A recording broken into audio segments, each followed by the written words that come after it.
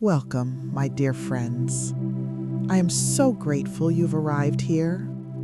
There's a moment that comes to all of us, usually in the middle of the night or in the quiet space between tasks, when we look at our lives and wonder, how did I end up here?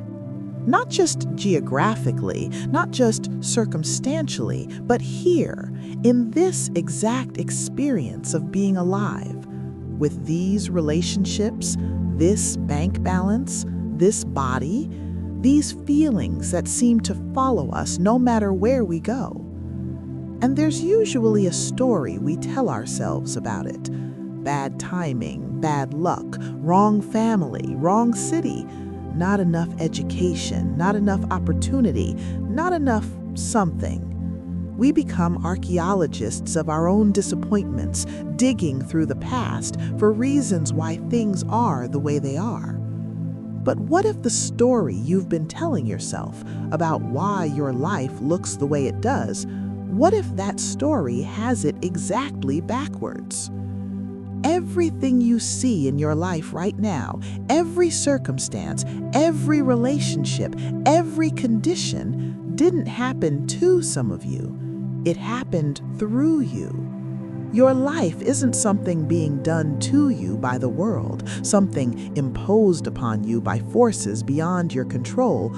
Your life is something being expressed through you, from you, as a direct reflection of the consciousness you've been carrying around inside. I know the mind wants to argue with this. It wants to say, but you don't know my situation. You don't know what I've been through. You don't know what's been done to me. And you're right. I don't know the specific details of your story, the particular pain you've carried, the unique challenges you've faced. But here's what I do know. Wherever you are right now, whatever you're experiencing, it's showing you with perfect accuracy what you've been holding as true about yourself in the deepest parts of your consciousness, in places you might not even be aware of. The world you're experiencing isn't creating you, you're creating it. Your outer circumstances aren't the source of your inner state. They're the reflection of it, the way a mirror shows you your own face. And here's the beautiful, terrible, liberating truth hidden in this. If you created this unconsciously, innocently, without even knowing you were doing it, then you can create something else, something different, something that matches who you truly are, who you came here to be. That's what we're here to explore together. Not positive thinking, not wishing, not hoping that if you're good enough, if you try hard enough, the universe might throw you a bone. We're going to talk about something far more powerful than that, something far more reliable. We're going to talk about the creative force that lives in you, that is you, that has been shaping your reality since the day you were born. Most people go their whole lives without knowing this power exists. They die never understanding that they were holding the pen the entire time, writing every chapter of their own story. But you're here, which means something in you is ready to wake up to this truth. At the very center of your being, there is an awareness, just a simple, quiet knowing. The knowing that you exist, that you are. If I asked you right now, are you here? Are you present? Are you conscious? You wouldn't have to think about it. You'd know instantly. You'd feel that yes before any words formed, before any thought took shape.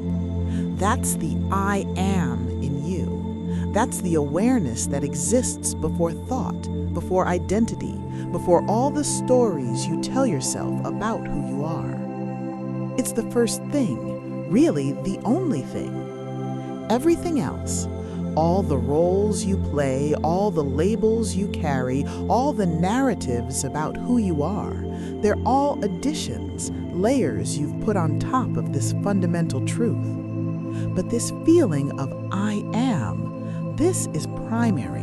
This is the ground of your being, the foundation upon which everything else is built. Now here's where it gets interesting, and when I say interesting, I mean it in the way that changes everything you thought you understood about how life works.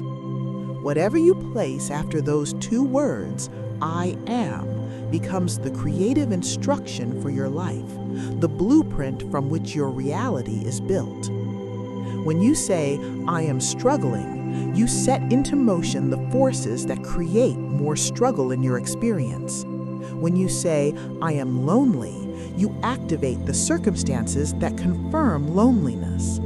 When you say, I am not enough, you literally command your reality to show you evidence of your not enoughness, to bring you experiences that validate this belief about yourself. And your reality listens, always listens, not because it's cruel, or because you're cursed, or because the universe is against you, but because that's its job. That's how it works. Reality is responsive. It's always listening to what you're saying about yourself, always paying attention to the identity you're claiming, always reflecting back to you the truth you're holding about who you are. Maybe you're thinking, but I don't say these things out loud. Maybe not. But in the quiet of your mind, in the running commentary that narrates your day, that whispers in the background of your awareness, listen closely to what you're saying after I am. Listen to how you describe yourself when you think no one's paying attention, when you're alone with your thoughts, when you're being brutally honest about how you see yourself. Because someone is always paying attention. Your subconscious is always listening, always taking notes. And it doesn't judge what you say. It doesn't analyze whether you're being fair to yourself or accurate or kind. It just accepts what you say as true and sets about creating the matching circumstances, arranging your reality to validate whatever identity you're claiming. But here's the gift hidden in this understanding, the doorway to everything changing. If it works one way, it works the other way too. When you say, I am abundant, when you say, I am loved, when you say, I am whole, even if every circumstance around you is screaming the opposite, even if your bank account says something different, even if your empty house contradicts it, you set a different kind of creation in motion. You give your subconscious new instructions, new marching orders. You shift the creative force to build something else entirely. This isn't about lying to yourself or pretending things are different than they are. It's not about denying reality or being delusional. It's about understanding something fundamental about how reality actually works. You are not describing reality when you say, I am. You are creating it. You're not reporting on conditions. You're issuing a creative declaration. And the more deeply you understand this, the more you realize you've had the power all along. You just didn't know you were using it. So if I am creates reality, if these two words carry such creative power, how do we use this consciously? How do we stop creating by accident and start creating with intention? The first understanding is simple in concept but requires courage and practice. You must assume the state of your desire as if it is already fulfilled. You must step into the feeling of already being what you want to be, of already having what you want to have before your senses confirm it, before the evidence appears, before anyone else validates it. This is where people tend to get stuck, where the resistance shows up. Because the mind says, but look around, look at the evidence, look at what's real, what's actually true. And I say, yes, look at it, see it clearly, don't deny it or push it away, and then understand that what you're looking at is old news, yesterday's creation. It's the echo of who you used to be, not who you're becoming. It was built from yesterday's consciousness, from the state you were living in before this moment. If you wait for your circumstances to change before you change your inner state, you'll wait forever. It's a trap that keeps people stuck for decades, entire lifetimes, because it doesn't work that way. It never has. The inner shift must come first, always first. The feeling comes first, the assumption comes first, and then, sometimes quickly, sometimes gradually, the circumstance follows to match it. Think of it like this, and I know this is a simple example, but it captures the essence of what I'm trying to convey.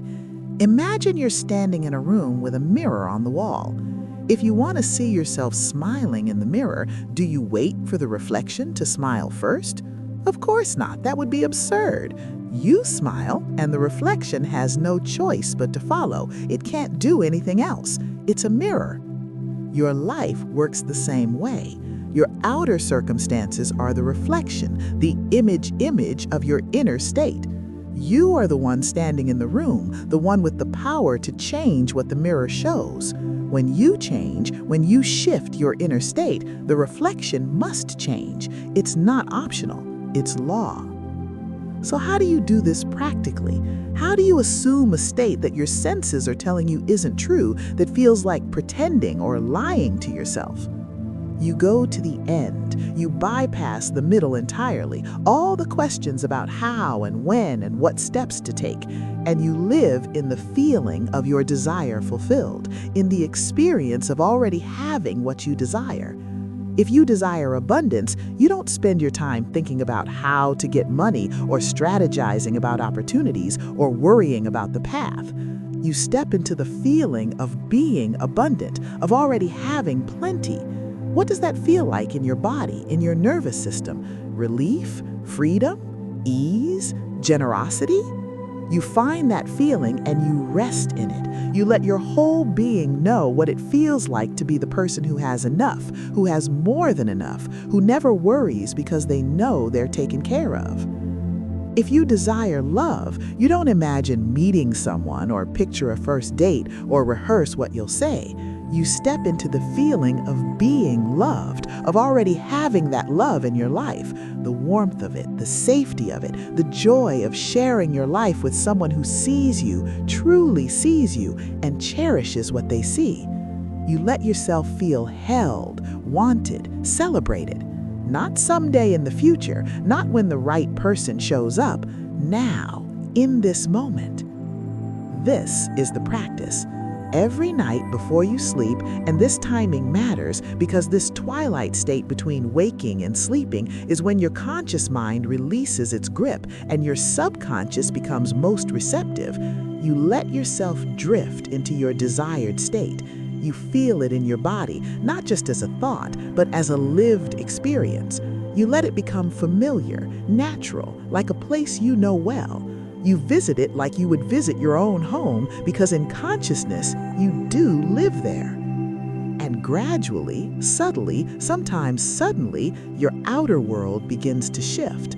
Doors open that were closed before. People appear who can help. Opportunities arise that weren't there yesterday. Money flows in unexpected ways. And none of it feels like magic or miracle or something outside the natural order.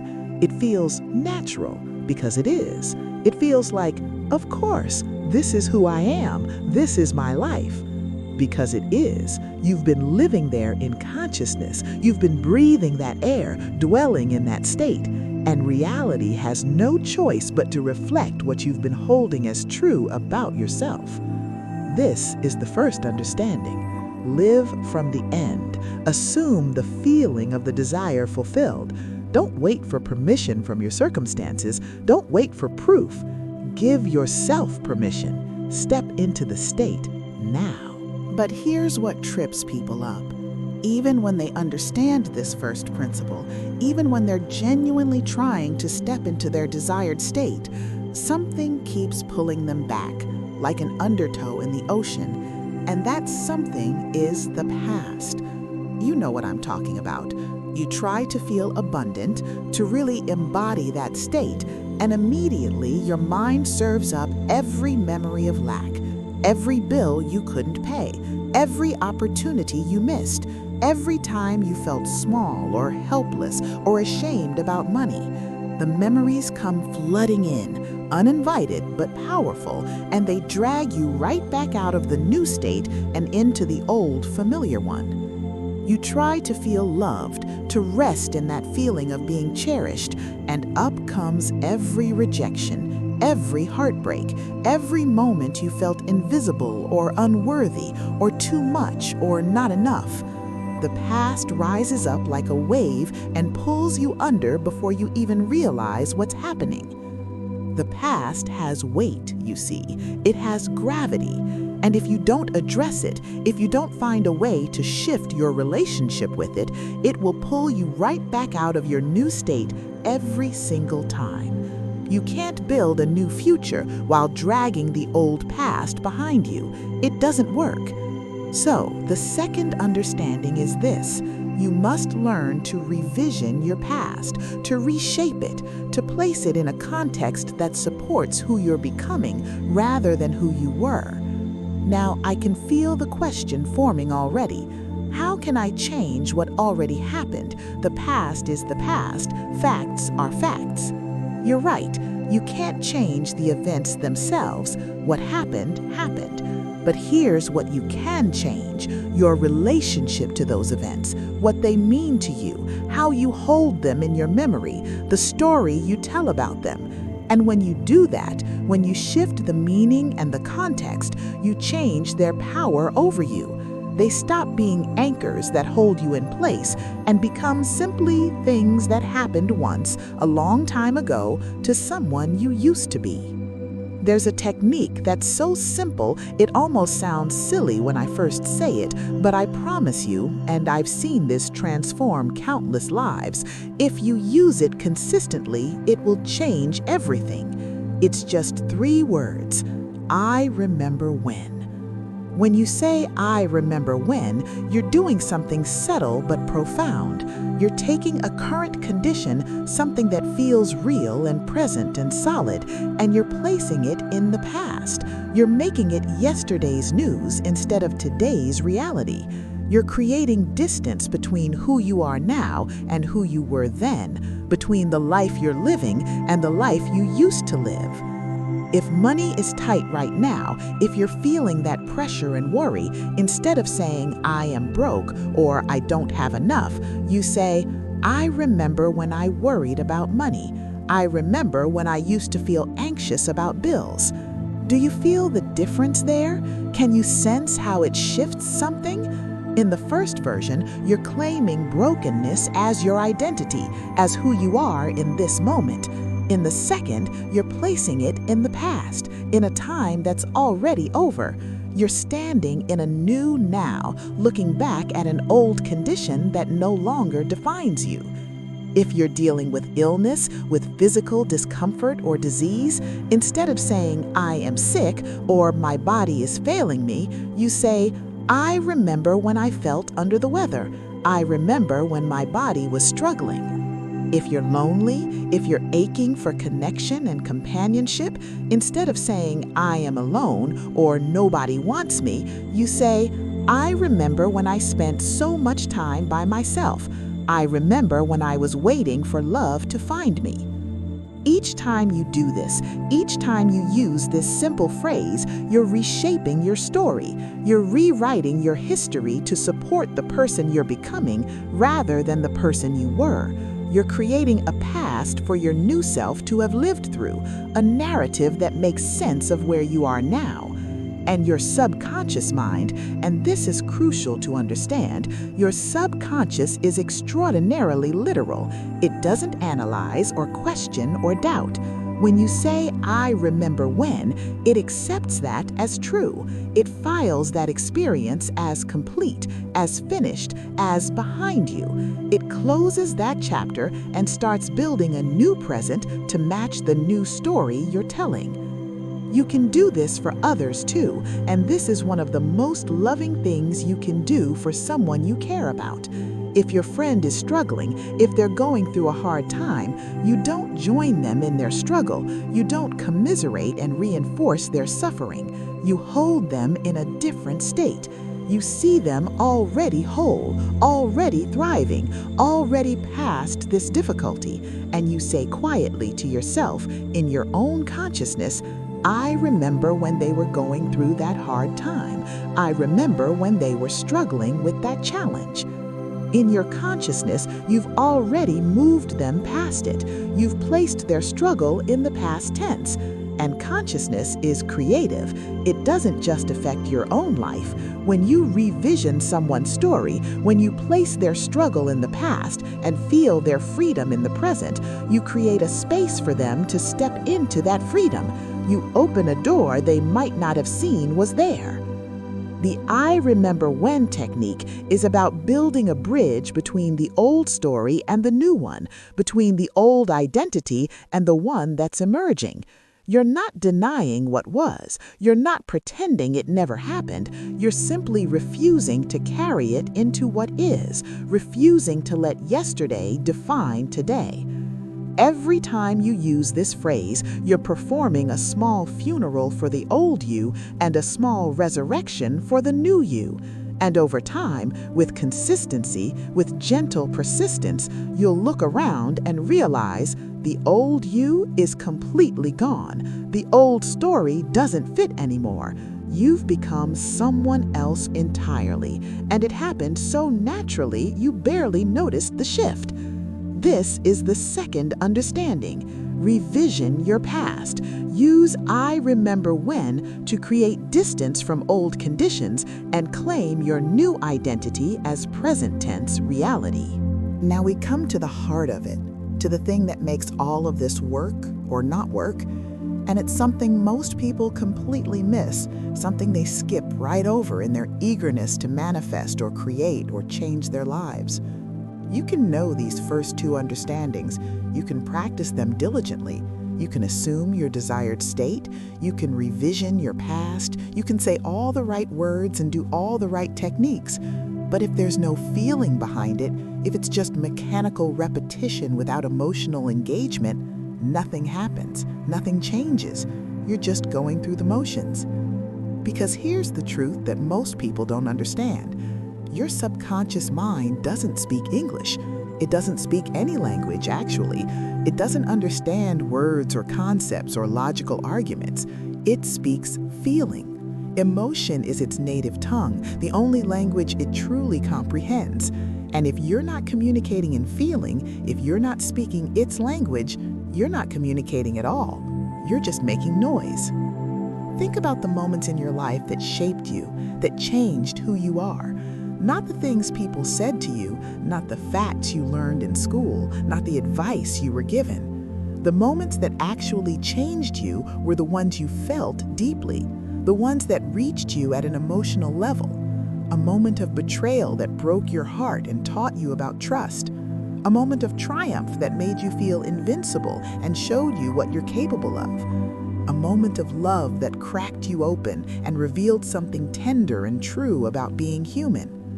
Those moments stuck because they had emotional weight. They carved grooves in your consciousness, deep channels that your thoughts and behaviors naturally flow through. And those grooves became patterns, and those patterns became your life, the shape of your experience. So if you want to create something new, if you want to change the pattern, you need emotional weight behind it. You need to feel your desired state so fully, so completely, that it carves new grooves in your consciousness, new patterns, new channels for your life to flow through. This is why the practice I described earlier, stepping into the end before you sleep, is so powerful, but only if you do it with feeling, only if you let yourself be moved by it. If you just visualize images without emotion, if you just run through the scene like a movie you're watching from a distance, you're creating a pretty picture, nothing more. But if you let yourself feel what it would feel like to already have your desire, to already be living that life, if you let it touch you, move you, change your breathing and your heartbeat, now you're speaking the language your subconscious understands. Now you're giving it instructions it can work with. If you're building toward abundance, toward financial freedom and security, don't just see numbers in a bank account or imagine receiving a check. Feel the relief in your chest, that physical sensation of pressure releasing. Feel your shoulders drop as the weight of worry lifts off them. Feel the quiet confidence of knowing you're taken care of, that you have what you need and more. Feel the joy of being generous because you can afford to be, of helping others without calculating the cost. Feel the freedom of making choices based on desire, on what lights you up, not on limitation or fear. If you're building toward love, toward partnership and intimacy, don't just picture someone's face or imagine what they might look like. Feel your heart opening, that vulnerability and softness that comes with letting someone in. Feel the warmth of being seen and accepted exactly as you are, flaws and quirks and all. Feel the safety of knowing someone has your back, that you don't have to carry everything alone anymore. Feel the delight of sharing small, ordinary moments, making coffee in the morning, laughing at an inside joke, the comfortable silence of being together with someone who makes them extraordinary just by being there. The more real you make it emotionally, the more you let it affect you, the faster it manifests in your physical experience. Not because you're tricking the universe or manipulating some cosmic force, because you're aligning with it. You're broadcasting a clear signal. This is who I am. This is what I'm experiencing. And the universe, your subconscious, reality itself, God, whatever name you give to the creative power, responds to that signal with matching circumstances. It arranges your world to reflect what you're feeling. There's something else about feeling that's important to understand, something that trips people up when they're first learning this. Feeling is honest, it's authentic. You can think thoughts you don't believe, tell yourself things that aren't true. You can say affirmations you don't mean, repeat words that have no life in them. But you can't fake a feeling. Your body knows the difference. Your subconscious knows the difference. So if you're trying to feel abundant and you just can't, if it feels forced or fake or like you're lying to yourself, don't fight it, don't force it. Start somewhere smaller, somewhere more accessible. Start with any good feeling, any emotion that feels natural and available to you. Gratitude for something simple, the warmth of sunlight, the taste of your morning coffee, the comfort of your bed. Appreciation for something beautiful you saw, the pleasure of a deep breath, of oxygen filling your lungs, the relief of tension leaving your body. Get into a good feeling first, any good feeling, it doesn't matter which one, and then gently, gradually guide it toward your desire. It's like tuning a radio, finding the right frequency. You find the frequency of feeling good, of being in a positive emotional state, and then you adjust the dial slowly until you're feeling good about the thing you want. You're bringing that good feeling into association with your desire. With practice, and this is where it gets easier over time, this becomes natural. With practice, you can generate the feeling of your desired fulfilled as easily as you can recall a happy memory. It becomes a skill, something you can access at will. And when you can do that, when you can rest in that feeling, carry it with you through your day, return to it whenever you notice yourself slipping back into the old state, that's when everything shifts. That's when your whole world begins to transform. This is the third understanding. Feeling is the secret. It's the language of creation, the medium through which your inner state becomes your outer experience. Master this, and you master your life. So let me bring this together for you, because these three understandings aren't separate techniques or isolated practices. They work as one, as a unified approach to conscious creation. You begin by recognizing what I am truly means, what power those two words carry. They're not just a description of yourself. They're the creative force of the universe flowing through you as you, expressing itself through your consciousness. Whatever you place after them becomes your experience, becomes the blueprint from which your reality is built. You learn to live from the end, to to assume the feeling of your desire completely fulfilled, to step into that state now, not later, not when circumstances permit or when you have proof, but now, in this moment. You make it familiar. You let your consciousness dwell there. You visit it so often it becomes home. You revision your past with I remember when, placing old conditions behind you where they belong in yesterday and creating a history for your new self to have lived. You stop carrying yesterday into today. You stop letting old stories write new chapters. And you infuse all of it with feeling, because feeling is what makes it real in the only place that matters, in your consciousness, in your subconscious, in the creative depths where your reality is actually formed. Feeling is what your subconscious responds to. Feeling is the creative force in action.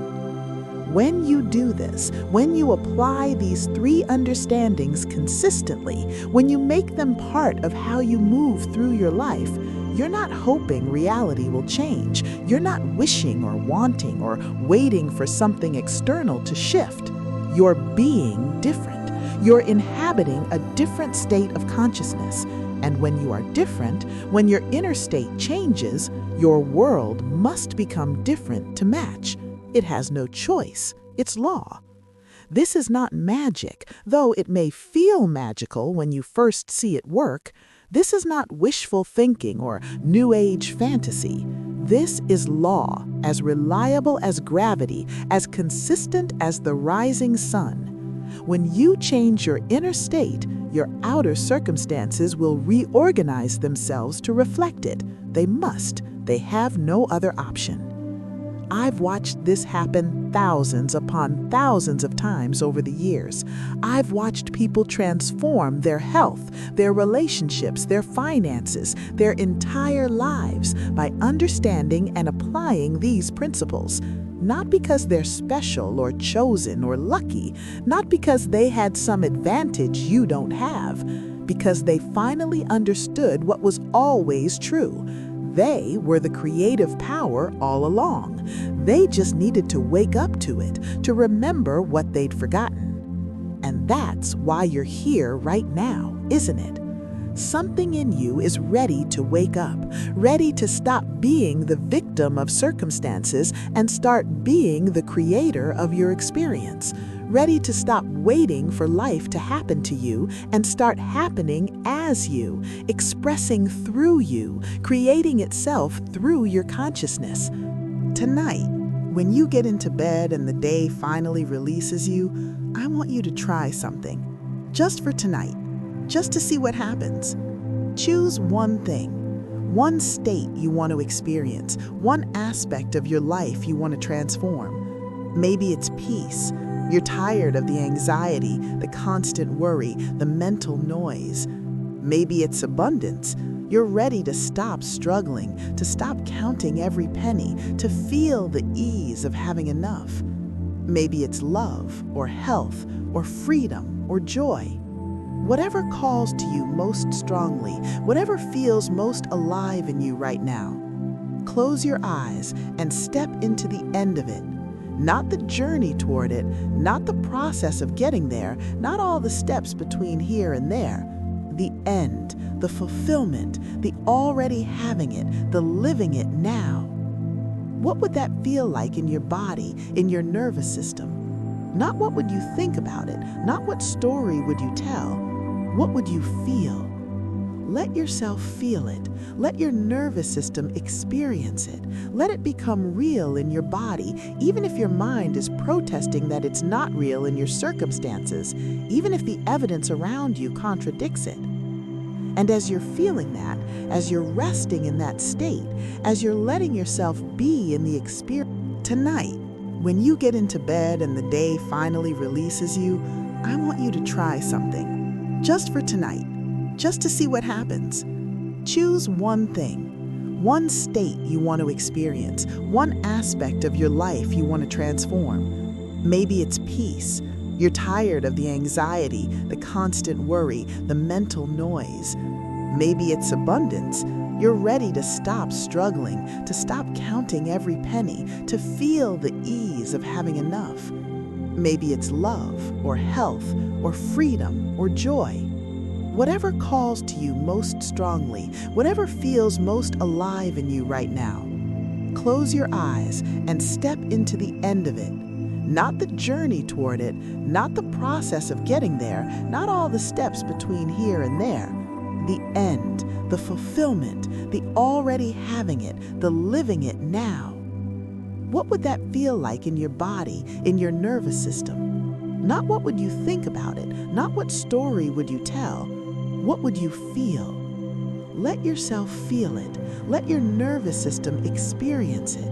Let it become real in your body, even if your mind is protesting that it's not real in your circumstances, even if the evidence around you contradicts it. And as you're feeling that, as you're resting in that state, as you're letting yourself be in the experience of already having what you desire, whisper to yourself, I remember when I used to long for this. I remember when this was just a wish, just a dream I barely let myself believe in. Do you feel what happens there? How it makes the desire feel closer, more accessible? How now feels different, like you've stepped into a new present moment where the old problem is already resolved, already behind you? Stay in that feeling as you fall asleep. Let it be the last note your consciousness hears before you drift off into sleep. Don't worry about doing it perfectly. Don't worry about whether you're doing it right, or if your mind wandered, or if you fell asleep before you finished. Just feel what it would feel like if what you desired was already yours. That's all. That's enough. And then tomorrow, as you move through your day, just notice. Notice how you feel. Notice what opportunities present themselves, what thoughts arise, what actions feel natural. Notice if people respond to you differently, if conversations take unexpected turns. Notice if your perspective shifts, if you see possibilities you didn't see before. Notice if the world seems more responsive, more friendly, more generous, more willing to meet you where you are. You don't have to believe me. You don't have to take this on faith or trust that I know what I'm talking about. Just try it. Test it for yourself. See what happens when you stop being who you were and start being who you choose to be, who you came here to be. Because that's what this all comes down to when you strip away everything else. A choice. Not a one-time choice, not a decision you make once and then you're done. A moment-by-moment choice, a continual choosing. Who are you going to be? What are you going to claim after I am? What state are you going to live from? What feeling are you going to carry? The power is yours. It always was. You're not learning something new here. You're remembering something you've always known, but forgot somewhere along the way, something that got buried under years of conditioning and other people's voices and the weight of circumstances.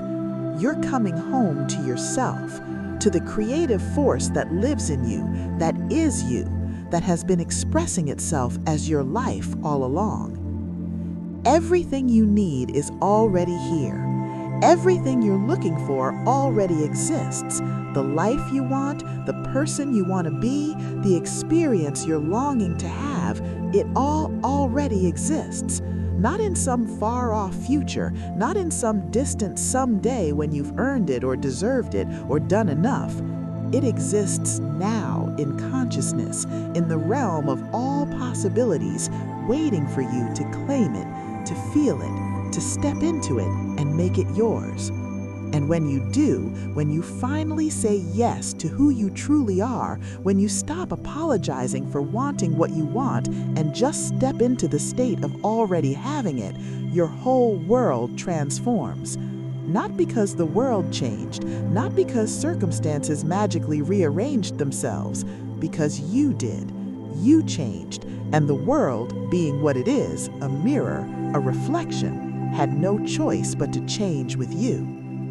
That's the teaching. That's the invitation I'm extending to you right now. That's the truth that will set you free if you let it, if you're willing to test it, to live it, to make it your own. Your I am is already creating. Allow it to create something beautiful in your life.